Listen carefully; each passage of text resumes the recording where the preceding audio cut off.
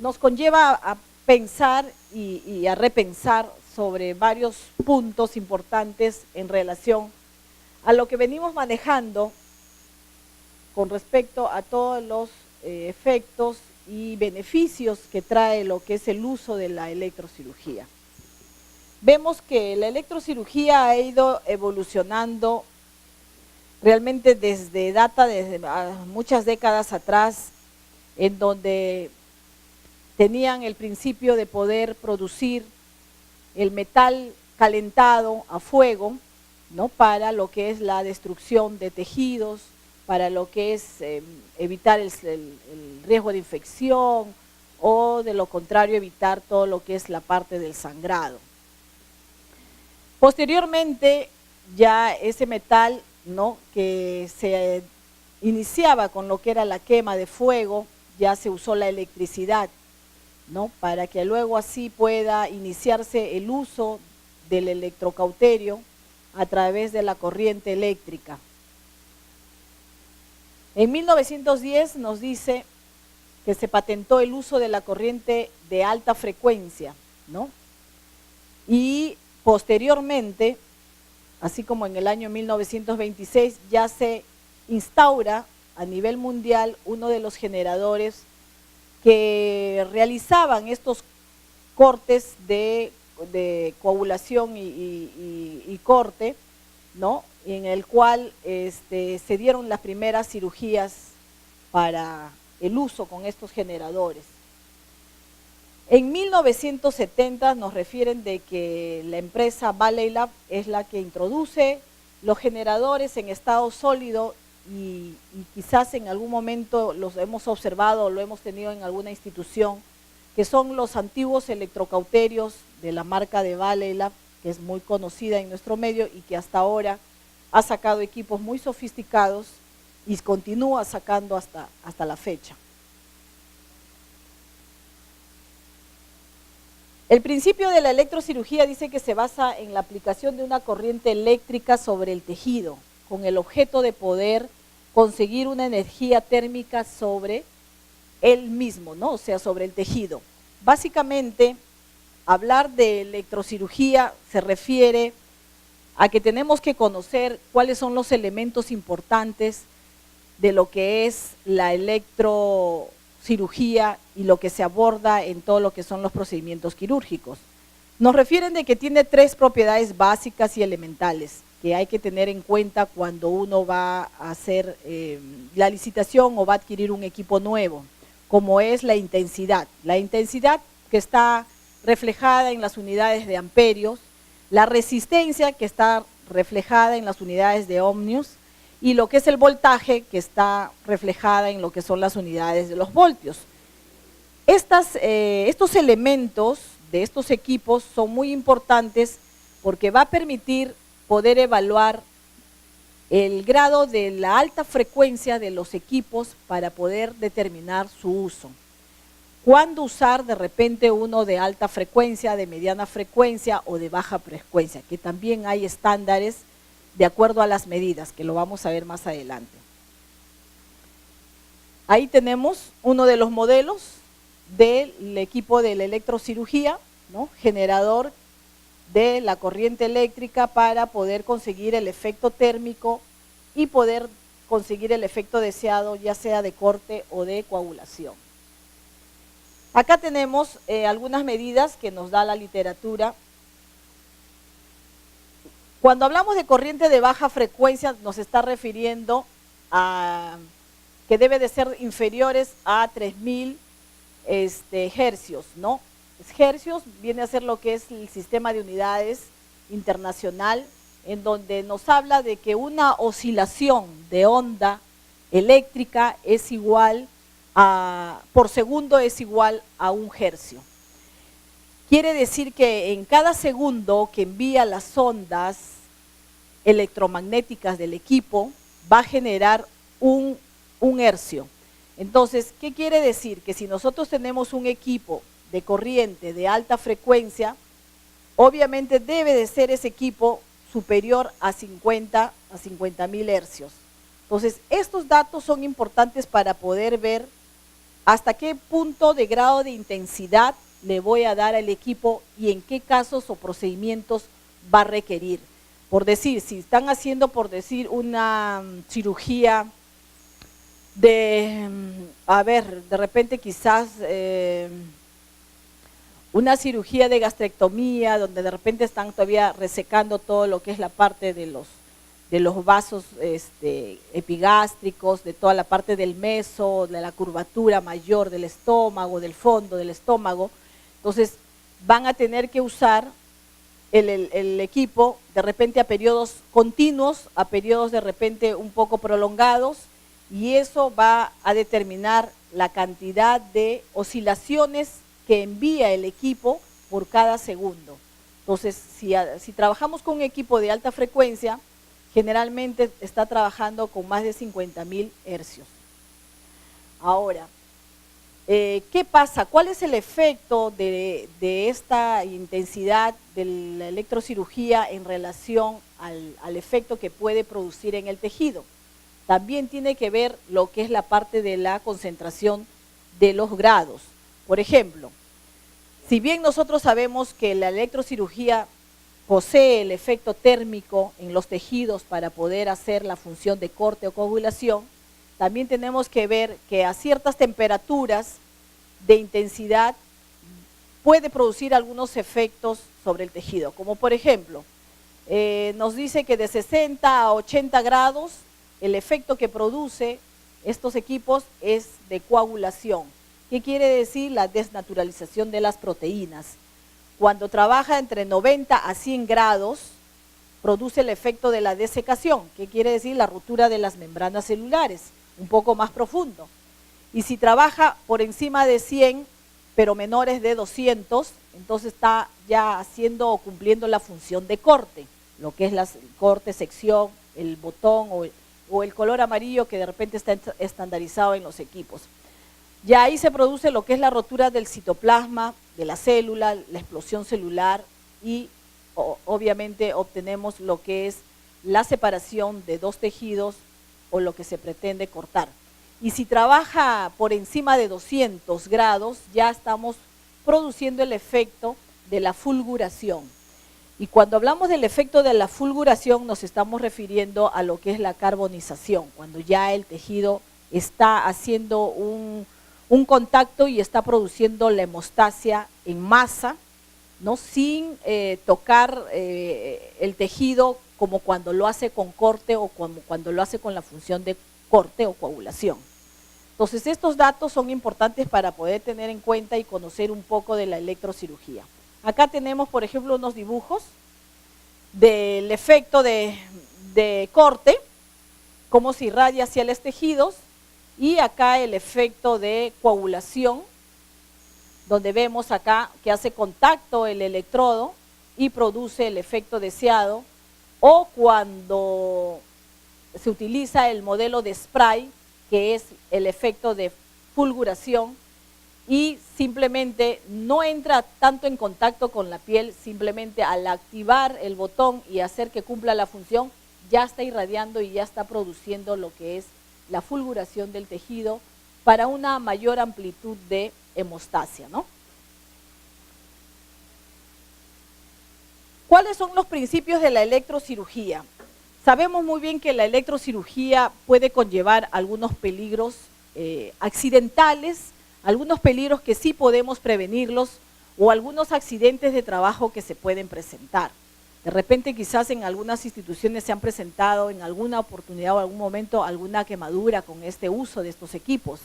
Hemos analizado y hemos visto la situación por el cual se ha presentado ese evento adverso, cuáles han sido las razones para poder así analizar y poder ver qué soluciones o alternativas se puede planificar para evitar que ocurran, que sí, ¿no? Sí, en algún momento de repente alguien habrá tenido la experiencia, yo también he tenido la experiencia que se ha presentado en las instituciones y hay que conocer un poco más de este generador de energía.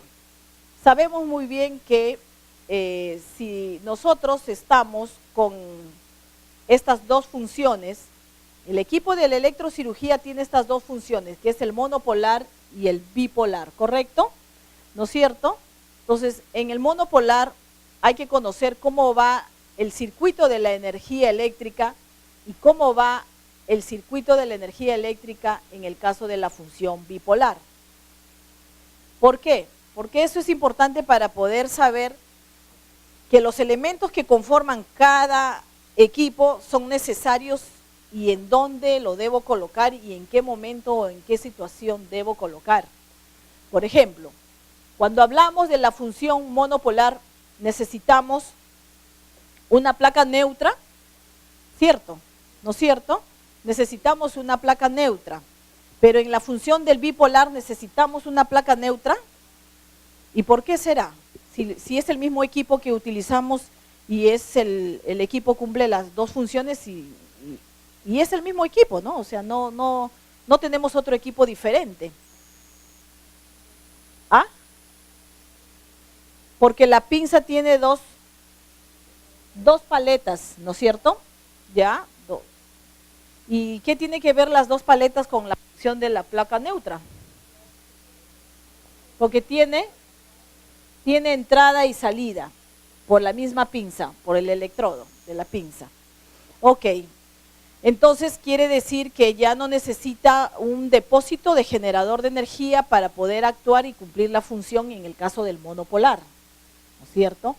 Pero podría ocurrir algún evento adverso si es que de repente en el monopolar nos olvidamos la placa y de repente está fallando pues nuestro sistema de alarma que nos detecta que la placa neutra no está o está mal puesta, puede ser que esté fallando, es un equipo, y no nos percatamos, puede ocurrir algún evento adverso si permitimos que el médico inicie el acto quirúrgico en esas condiciones y que utilice o trate de utilizar el monopolar sin haber puesto en buenas condiciones la placa neutra. ¿Creen que pueda producir algún evento adverso? Acá la licenciada dice quemaduras. ¿Qué más? El equipo no funciona. Dice que automáticamente el equipo no va a funcionar. Tiene razón, porque los equipos de hoy en día tienen un sistema de alerta en el cual si es que detecta, y no solamente porque la placa esté mal, te puede detectar cualquier fallo del equipo, supongamos que de repente el terminal del electrodo, del lápiz, esté en condiciones imperfectas, te va a detectar de repente hay mucha carga y que está llegando, también te va a detectar y lo va a bloquear y no va a seguir el curso normal de la electrocirugía. Pero no nos olvidemos que también son equipos. Chicas, colegas, también no nos olvidemos que también son equipos y los equipos, por más tecnología sofisticada que tengan y sus sistemas de alarma y de prevención ante estos eventos, puede ser que también falle. Es como los monitores. Tenemos muy bien el monitor y lo programamos, el monitor multiparámetro lo programamos en la URPA para que nos detecte cuando está de repente la saturación por debajo de tal nivel o la presión. Igual, puede ser que falle el sistema de alarma y tu paciente está y tú estás en las 3, 4 de la madrugada y de repente nos confiamos. O sea, puede haber fallos.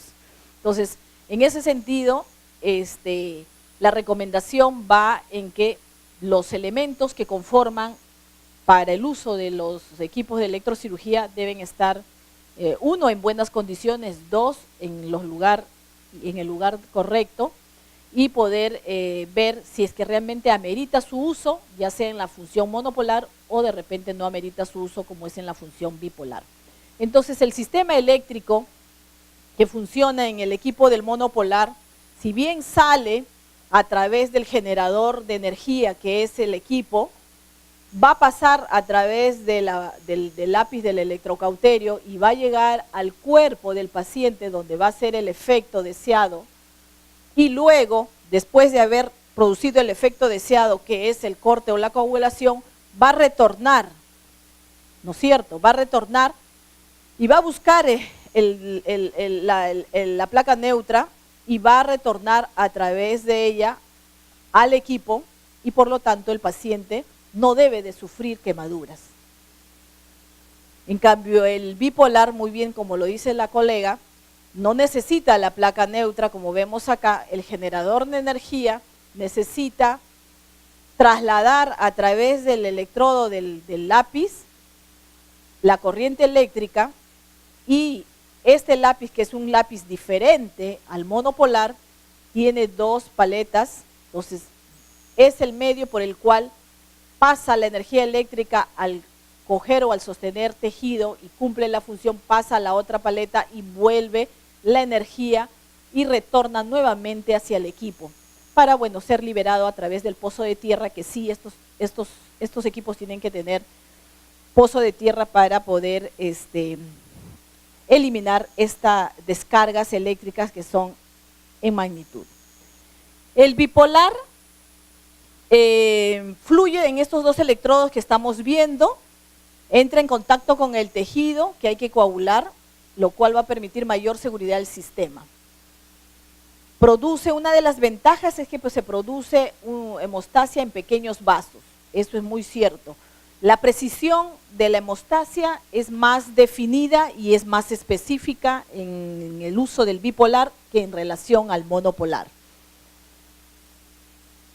Con el bipolar tenemos alguna desventaja. ¿Qué puede ser? De que de repente quizás el sellado de los vasos que se ha producido con estos instrumentos puede ser que no esté seguro. Y sí, por lo menos yo he tenido la práctica de que ha tenido que reintervenirse un paciente haciendo uso de estos sistemas de electrocirugías por láser, y el paciente ha tenido que volver a ser reintervenido porque posiblemente el sellado de los vasos, de los tejidos, no estaba bien, y por lo tanto ha habido perforación y por ahí ha habido pues todo un problema ya interno, se ha formado un cuadro de peritonitis y el paciente ha ido ya entrando en un deterioro, así es que nuevamente ha vuelto a entrar. Y cuando revisan y ven todas las anastomosis o todos los puntos donde han hecho el sellado de los vasos y de los tejidos, han detectado pues de que justamente de repente no abarcó o de repente el sellado fue insuficiente. Y eso ha conllevado a que este paciente tenga esa complicación. Y así nos dice la literatura que puede ser una de las desventajas, ¿no? También las pinzas bipolares dice que en cirugías abiertas, bueno, se recomienda irrigarlos para tener un mejor efecto de coagulación. Tenemos un bipolar convencional que ya lo conocemos, pero también tenemos un bipolar ya más avanzado que es el LigaSure, que hoy en día lo vienen usando, ¿no? Muy usado en lo que son las cirugías laparoscópicas. Y básicamente esto es el equipo, ¿no? Con su pinza, con su instrumental, exacto, la pistola.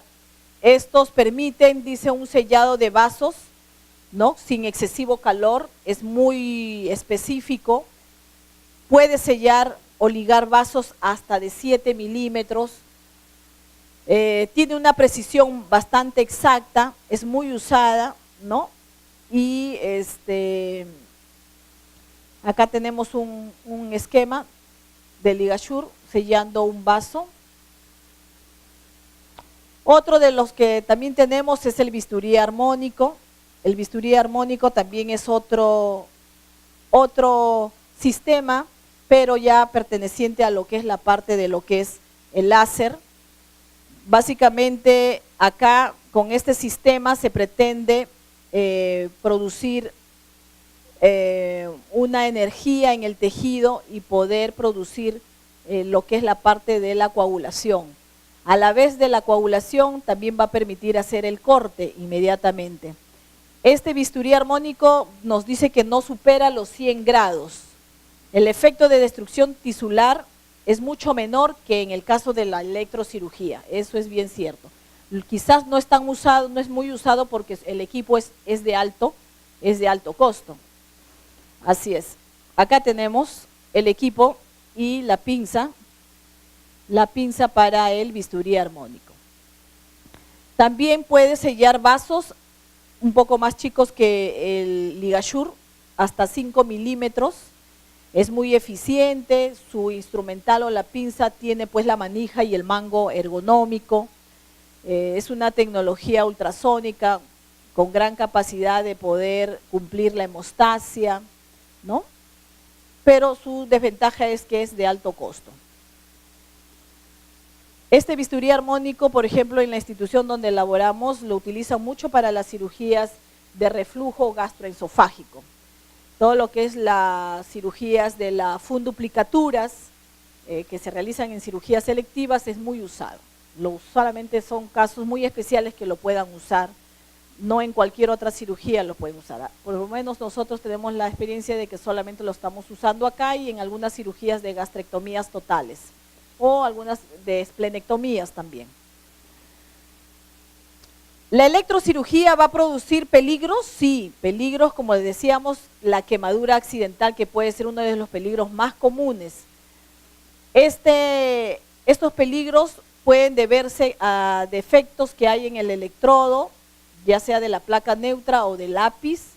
Puede haber de que el revestimiento de los lápices o del cable del conductor de energía puede ser que también esté alterado o esté debilitado y por ahí pueden ocurrir los accidentes o las quemaduras.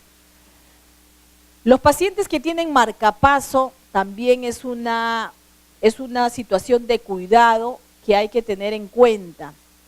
Si los pacientes tienen marcapaso, el uso de la electrocirugía nos dice que puede alterar y puede inclusive producir, dependiendo del estado del paciente, puede producir algunas complicaciones bradicardias, algunas situaciones inclusive de asistolia y que inclusive pueden llegar al paro cardiorrespiratorio. El uso de los marcapasos, si un paciente tiene marcapaso y el médico reafirma de que es necesario la electrocirugía, entonces lo que nos recomienda es siempre consultar al cardiólogo del paciente o de lo contrario tomar las medidas de que cuanto más corto sean el tiempo de uso de la electrocirugía va a ser mucho mayor beneficioso para el paciente porque no va a alterar su dinámica de su aparato circulatorio. Nos refieren que también solo en los casos en que sea necesario de repente cauterizar grandes vasos, usar y tener encendido el equipo de la electrocirugía. Si de repente ya solamente va a ligar con algunas suturas o con algunos linos, multiempaques, sedas, pues ahí hay que apagarlo. Esa es la recomendación que nos dan. Uno de los posibles riesgos que también vemos y que ya hoy en día hay muchos estudios, muchos artículos y que de repente nosotros que venimos trabajando con esto desde hace muchos años ya no lo hemos tomado en cuenta, pero recién en los últimos años vemos que cada vez más las investigaciones están ya compartiéndose a través de las redes y todos podemos tener acceso.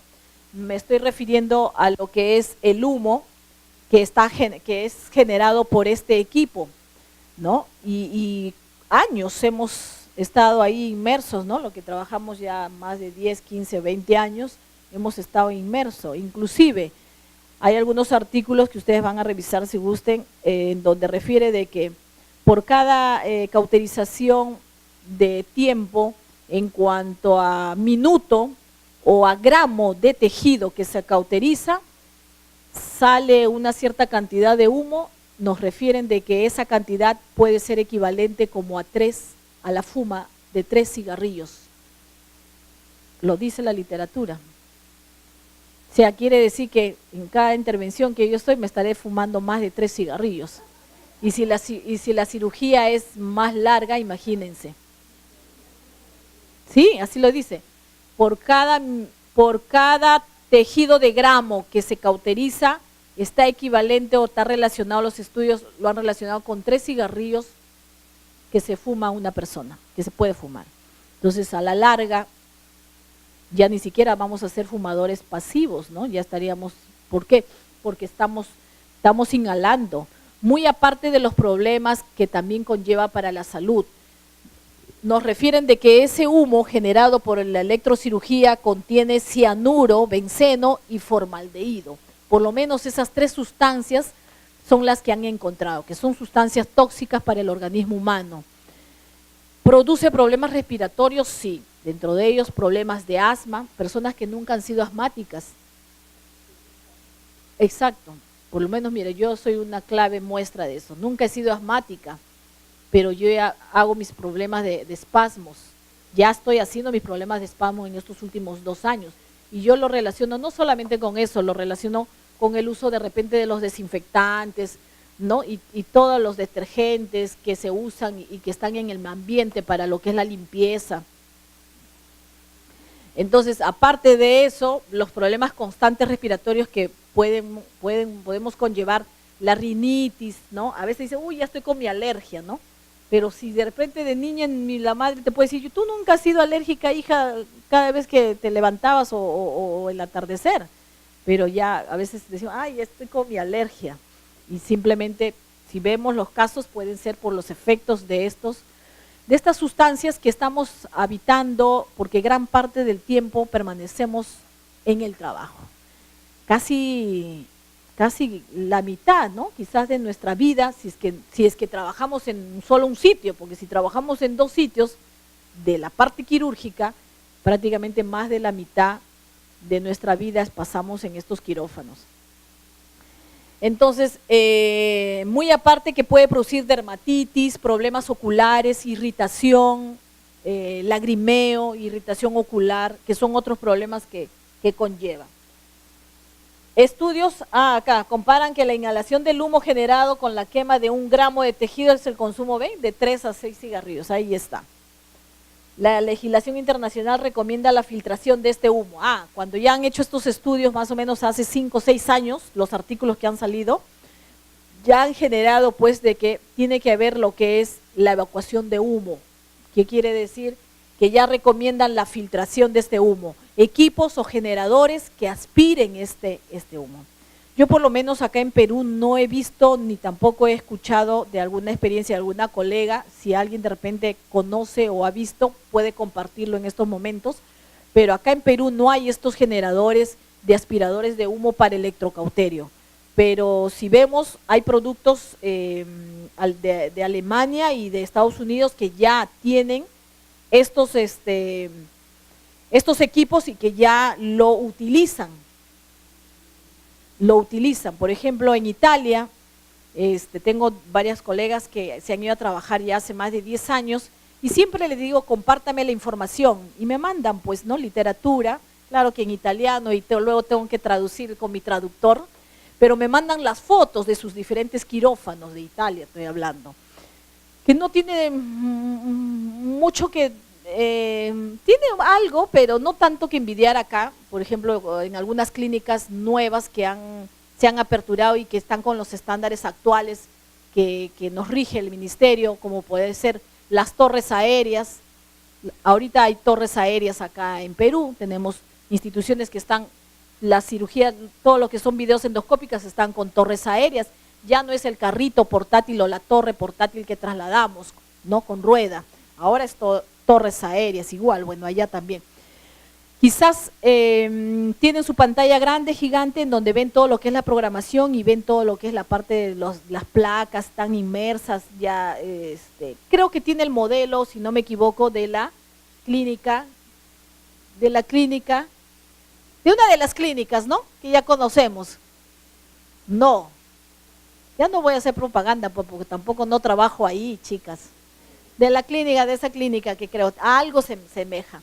Entonces ahí es donde me ve y observo sus generadores de equipos y se ve todo lo que son los equipos para esto de lo electrocauterio. Y no solamente del electrocauterio, también tienen lo que es el evacuador de humo para CO2. Así es. Entonces, igual me supongo que debe ser en los otros países, ¿no? De Estados Unidos o otros países de Europa. Entonces, acá tenemos los modelos de electrocirugía. Tenemos el que está ahora, pues, el Convidium, ¿no? Que es uno de los electrocirugías modernas en buen uso, coagulación, corte, bipolar.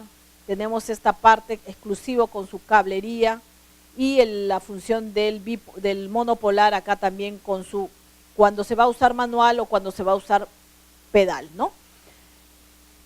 Tenemos acá una función que es el spray, que justamente el spray es el decir, voy a hacer lo que es la electrofulguración, quiere decir que va a trabajar con alto voltaje para poder producir hemostasia, y lo recomendable que nos da la literatura es trabajar con 60, o sea, ni siquiera es necesario solicitarle al médico. Por lo menos yo en el trabajo, spray, Luisa, muy bien, programo spray y de frente lo mando a 60. Porque no es dable de que la enfermera diga, doctor, ¿y a cuánto le pongo? Eso no es correcto. Tú sabes, según la norma, dice el spray debe funcionar con 60, que es lo mínimo y lo estándar. Es igual como el monopolar. Dependiendo de qué tipo de cirugía y en qué tipo de lugar de tejido está, la recomendación mínimo es 30. Pero supongamos que si está en un sitio donde está una zona muy vascularizada, está en una zona tan inaccesible y que puede, el monopolar, y que puede quemar las zonas adyacentes de la periferia de ese electrodo, entonces de frente lo bajo a 25. Y ténganlo por seguro que el cirujano no me dice nada, al contrario me dice, ya Luisa, muy bien, gracias. ¿Por qué? Porque sabe que está muy delicado y que puede producir el efecto de producir daño y tejido que ocasiona el monopolar en la parte circundante del sitio donde quiere cortar o quiere cauterizar. Ustedes van a ver que de repente algunos cirujanos dicen, súbele la intensidad, ponle, prográmalo en 80, pero ya me lo dijo él, ¿no? Ya me dio la indicación después de haber yo puesto en una base mínima que es de 60 en el caso del spray. Y sí, hay algunos que les gusta trabajar en 80 y está permitido, hasta 100 está permitido el bipolar. O sea, puede trabajar 60, 70, 80, 90, 100.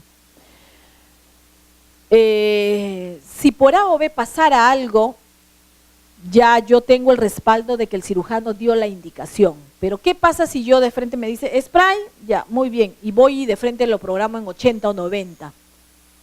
Y si de repente algo pasa y se quema la paciente, o se quema el cirujano, ya, supongamos, cualquiera de los dos, de frente se va a ir, ¿quién te indicó que pongas a 80 o quién te indicó que pongas a 100? Y si nos vamos a la literatura, porque de hecho que nos vamos a tener que ir a la literatura, ¿cuál es lo recomendable dentro de sus especificaciones técnicas de este equipo, marca de Forcer 12 creo que es, Forcer FX? ¿Cuáles son las recomendaciones? Y ahí te va a decir. Monopolar es a 30 y la intensidad, y el bipolar en 60. Entonces, esos datos son importantes para poder programar.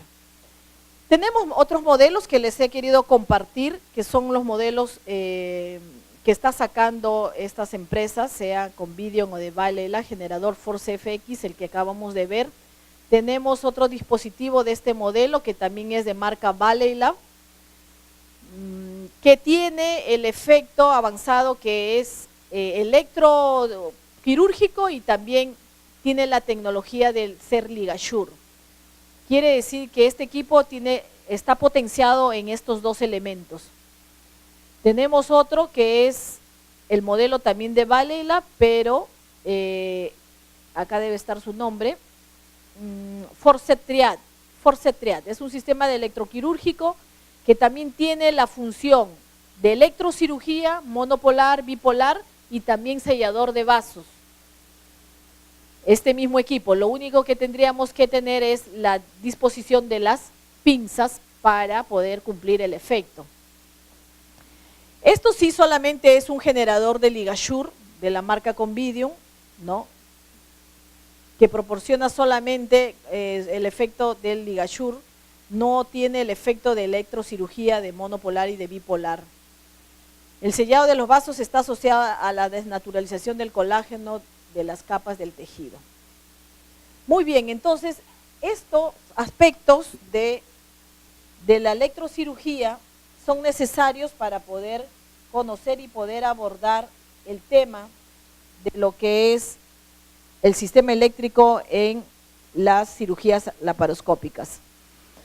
En las cirugías laparoscópicas utilizamos el monopolar y el bipolar. Dentro del monopolar podemos usar el hook, que son los muy conocidos, el gancho, ¿no? Y en los bipolares sí podemos observar, como ven ustedes acá, diferentes tipos de paletas, de terminales del bipolar. Es muy usado en la especialidad de ginecología, en la especialidad de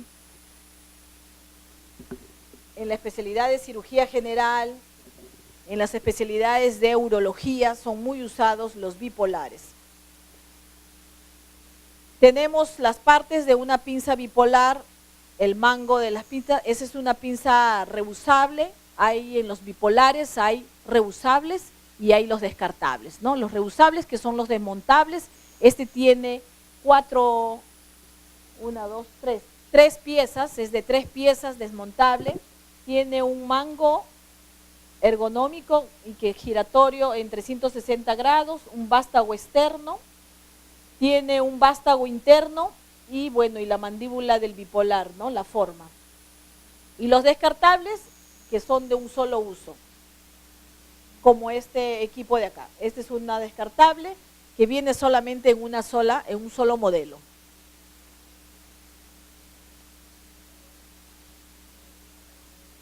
Es importante algunas precauciones, usar la menor potencia, dice, que sea posible, ya hemos visto. El objetivo es no mantener el equipo activado, sino tratar de buscar la efectividad del cual ha sido o del cual se pretende. Retirar todo elemento metálico del paciente que puede interferir, ya sean anillos, brazaletes, algunos ganchos o algunos metales del vendaje, todo eso se tiene que retirar, no debe haber metales. Evitar que el paciente esté en contacto con partes metálicas ligadas a tierra, su cuerpo no puede estar expuesto a los bordes de repente de la mesa quirúrgica que tiene el metal, ¿no? Hay que tratar de cubrir de repente con una tela de algodón.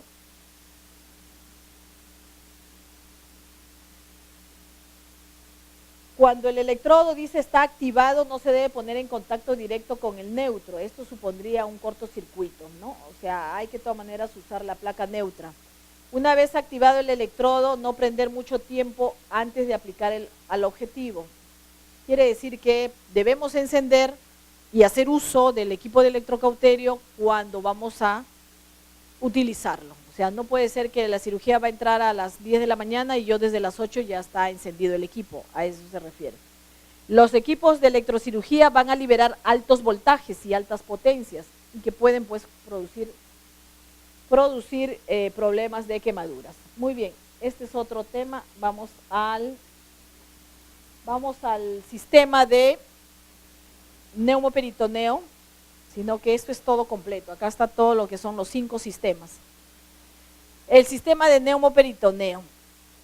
Tenemos para el neumoperitoneo, que es el equipo neumoinsuflador, dice que es un instrumento que inyecta CO2 en la cavidad peritoneal y hay que tener en cuenta ciertos criterios para lo que es el uso de la máquina y los beneficios que conlleva una cirugía mínimamente invasiva con estos uso de estos instrumentos. Algunas complicaciones que se pueden derivar con el uso al momento de realizar el neumoperitoneo pueden haber lesiones que pueden ir desde un simple enfisema cutáneo hasta las lesiones de grandes vasos. Acordémonos que para hacer el neumoperitoneo solamente hay 2 técnicas, que es la técnica cerrada y la técnica abierta. Dependiendo qué instrumento uno va a hacer, va a poder optar cuál de las 2 técnicas. La experticia del cirujano, él va a decidir si hace la técnica abierta o la técnica cerrada. Pero también se ha visto en la práctica de que los jóvenes que ya terminaron la residencia y que están con todo ese ímpetu de poder operar todas las laparoscópicas, muchas veces quieren ahorrar tiempo o están muy apresurados o de repente no toman en cuenta algunas cosas y muchas veces salen perforando algunas vísceras, algunos vasos comprometidos y están en apuros. Y inmediatamente, ni bien se empieza en la primera fase, ya están convirtiendo porque hay un vaso sangrante y están poniendo en aprietos a todo el equipo quirúrgico, porque todo el equipo quirúrgico se tiene que mover, ya tiene que pedir sangre de anestesión, la enfermedad circular tiene que coordinar, la instrumentista ya tiene que aperturar o armar el resto de su caja de instrumental, ya no lo básico, sino ya todo para una laparotomía, ¿no? Porque hay un compromiso vascular severo. El equipo del insuflador de CO2, este es el equipo del insuflador de CO2, es importante conocerlo, acá creo que hay una lámina, acá está. Este es uno de los modelos de esta marca, hay también de la marca Olympus, ¿no?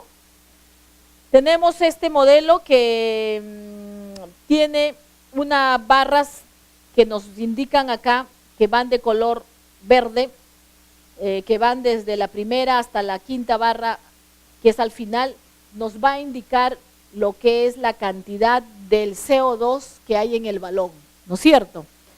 Quiere decir, o la recomendación que nos hacen es que si nosotros vamos a iniciar o nuestros quirófanos son exclusivamente para cirugías videoendoscópicas, nos recomiendan tener un balón en uso y aparte tener un balón de reposición. Puede ser uno, porque se pueden acabar, o de lo contrario puede fallar la válvulas y necesitamos hacer el recambio. Entonces no podemos trabajar si es que no tenemos un balón de repuesto. Cuando ya está en 2 líneas, nos está indicando de que el balón ya tiene poca cantidad, ¿no? Hay algunos que controlan. Yo he visto que en algunas clínicas, algunas jefas controlan la cantidad de cirugías que puede durarle un balón. El balón puede ser de 6 centímetros cúbicos o puede ser balones de 10, o también a veces ha habido balones de 2 centímetros cúbicos, son balones chiquitos, pero la gran mayoría usamos de 6 y de 10. La segunda columna que ustedes ven acá es la presión intraabdominal. Esta presión intraabdominal nos recomiendan que se debe trabajar en función de 12 o de 14 milímetros de mercurio. Esa es la recomendación de la literatura. La gran mayoría de los cirujanos trabaja en esa presión, pero yo conozco algunos ginecólogos que trabajan solo en el momento de hacer el neumoperitoneo, trabajan con presión de 16 a 18. Y luego que pasa la fase del neumoperitoneo, recién ya descendemos y lo bajamos a 14. No ha habido mayor complicación, porque solamente es por minutos que se mantiene. Seguramente es para la seguridad del cirujano de permitir ingresar el primer trocar, ¿no? Que básicamente es a cielo cerrado, ¿no? ¿Alguien ha tenido la experiencia de repente de trabajar con más temperaturas? ¿Ah? De la presión intraabdominal. Ahí al fondo, Mari Soto. En Casimiro, ¿hasta cuánto, Mari? Hasta 15, por lo general. En todas las especialidades, por lo general. Sí, lo estándar es 14 o 15, ¿ya? La tercera columna me indica lo que es la cantidad del flujo por minuto. Esta columna de acá me indica la cantidad del flujo por minuto. ¿Qué quiere decir?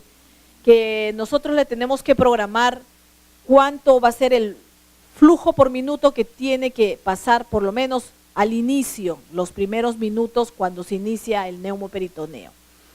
Lo recomendable, nos dice la literatura, 1 litro, el flujo es 1 litro por minuto. Y debemos hacer que respeten eso cuando estamos nosotros responsables del quirófano. Porque a veces te pueden decir, súbelo a todo. ¿No es cierto? Entonces ustedes, no, doctor, espere un momento, ya lo voy a subir gradualmente, pero primero que pase el primer litro por minuto, y acá, esta columna última que ustedes ven acá, me indica el volumen total insuflado. Algunos cirujanos suelen tener como dato este volumen total insuflado, sobre todo cuando quieren hacer de repente un seguimiento a sus pacientes o cuando quieren hacer estudios de investigaciones operativas. En este sentido, quieren saber en sus intervenciones quirúrgicas que han participado cuánto es el volumen total de CO2 administrado al paciente durante todo el acto quirúrgico. Ustedes saben que a veces, de repente al inicio, del neumoperitoneo, a veces no se logra entrar, ¿no?, a la capa peritoneal, a la cavidad, y a veces hay pequeños rezagos de CO2 que se van eliminando en el ambiente hasta que llegue recién a hacer el neumoperitoneo correctamente. Entonces acá tenemos una llavecita que es para poder resetear, y si queremos darle un buen dato exacto para el cirujano, para que sepa cuánto de CO2 administrado ha consumido con este tipo de cirugía y de acuerdo a la cantidad de horas, entonces hay que resetear con este botoncito, hay que resetear para que me salga así, 000, y recién cuando ya va a insuflar el abdomen, presionar y nuevamente vuelve a marcar. No, de repente no todos lo tienen en cuenta, pero si esos datos les sirven para los médicos para hacer sus trabajos operativos o investigaciones operativas, hay que hacerlo, ¿no? Entonces, lo recomendable entonces tener las barras acá, todas de color verde. Acá hay una barra azul, una barra roja, eso ya me está indicando que, exacto, no, ya no hay ya, necesariamente tengo que cambiar el balón. Así en el manómetro del balón me marque 500, ya no, acá me está marcando que está rojo, ya tengo que hacer un cambio de balón. Tiene que estar todas las barras llenas de color verde. La presión intraabdominal, programarlo en 14 o 15, de acuerdo al requerimiento del cirujano. El flujo por minuto, que debe empezar en 1 acá está en 4.5 litros por minuto, y luego ir ascendiendo gradualmente, y acá ya nos va a marcar el total de la cantidad del CO2. ¿Qué otros materiales necesitamos para lo que es el sistema neumoperitoneo? Necesitamos nuestro cable de CO2, nuestro balón de CO2 y el filtro de CO2 que va conectado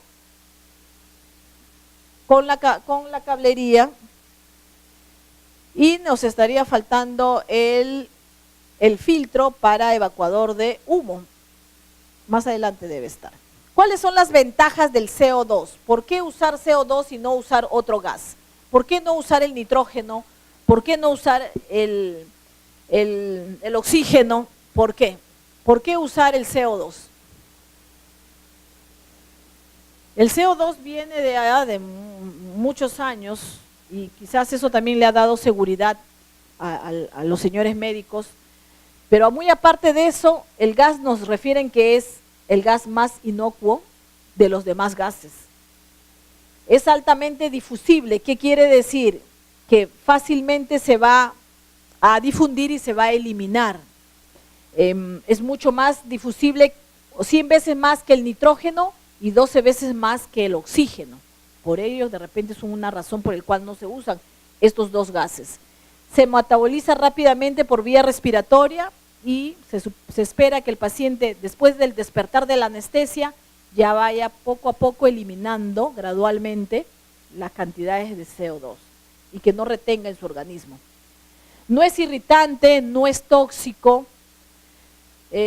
no favorece, dice, la combustión, y eso es otro dato importante, que no favorece la combustión. En cambio, el oxígeno, sí, ¿no? Es una bomba de tiempo el oxígeno. Tener oxígeno dentro del quirófano, tener los gases volátiles de los anestésicos y encima tener todo el voltaje de la carga eléctrica que están encendidos todos los aparatos, es una bomba de tiempo un quirófano. Y si no tenemos bien diseñado todo el sistema eléctrico con un mantenimiento programado en forma periódica, puede ocurrir graves eventos, ¿no?, de explosión. Entonces, este gas, que es el CO2, que es el balón plomo, no nos dice de que no favorece la combustión. No hay el riesgo de que al momento de que se utilice el HUC o el bipolar con el electrocauterio, no se explosione y no haya fuego, ¿no? Si no, imagínense, la paciente arde por dentro. Fácil de adquirir, es de bajo costo, sí, es mucho más barato que el oxígeno y mucho más barato que el nitrógeno. Bueno, y a través del tiempo su uso ha dado seguridad, ¿no?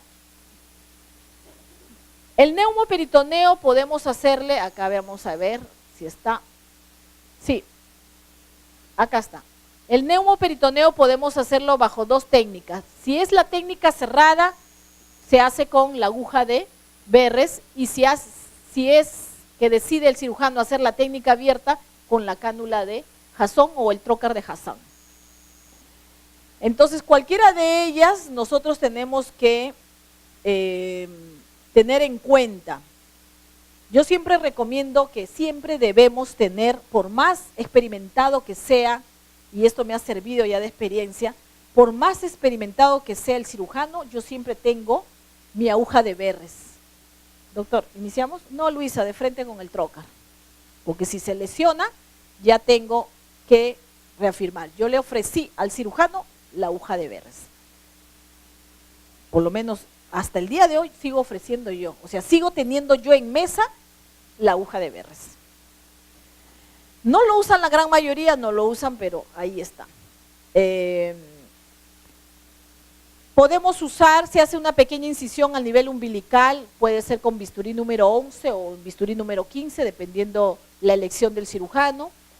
Se apertura un poco con la pinza y se introduce la aguja de Verres. La dirección que nos recomienda la literatura es que se introduce la aguja de Verres en forma perpendicular al abdomen, quiere decir formando un ángulo de 90 grados, y una vez que pase la aponeurosis, se dirige en un ángulo de 45 grados y atraviesa el siguiente plano, que es el peritoneo.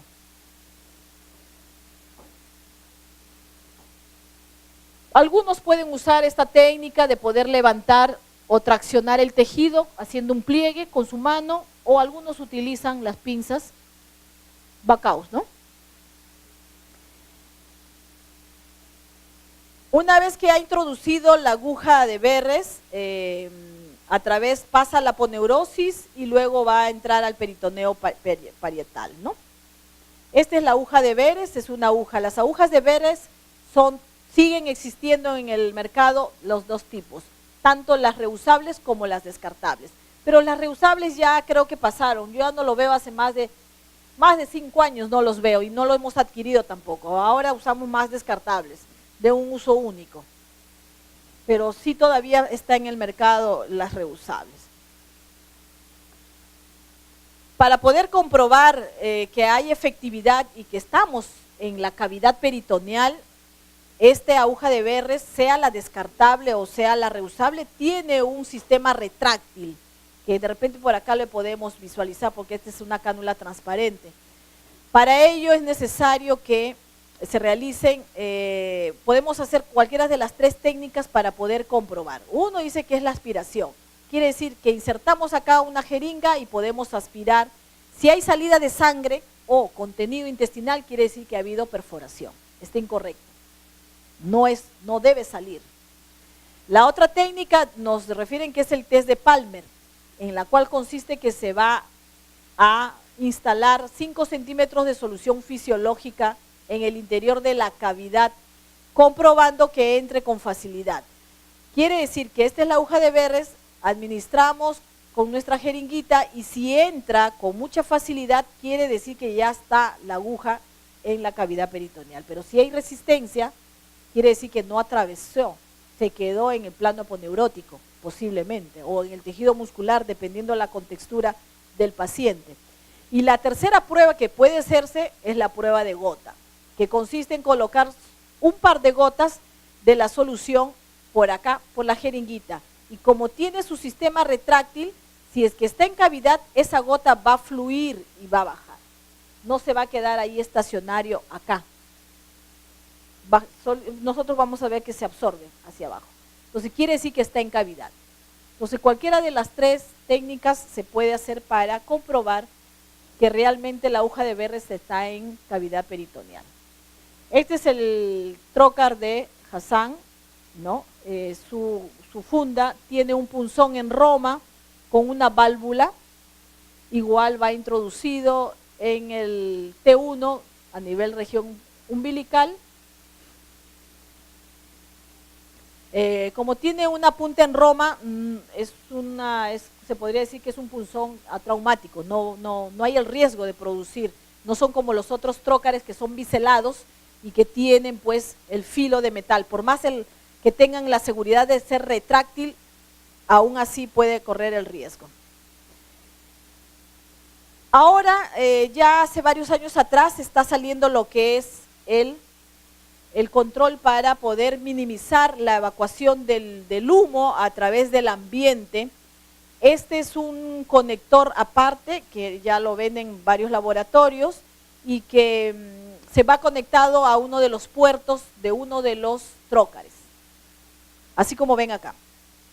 Entonces tiene una valvulita, un filtro que ahí permite almacenarse la cantidad de todo lo que se puede eliminar a través de estas sustancias tóxicas que elimina el CO2. Entonces queda acá y sale el aire un poco más purificado para el ambiente y es lo que nosotros vamos a inhalar durante todo el acto quirúrgico. Lo están usando algunas instituciones, su costo no es muy caro, es accesible, nosotros también lo venimos usando. Bueno, listo.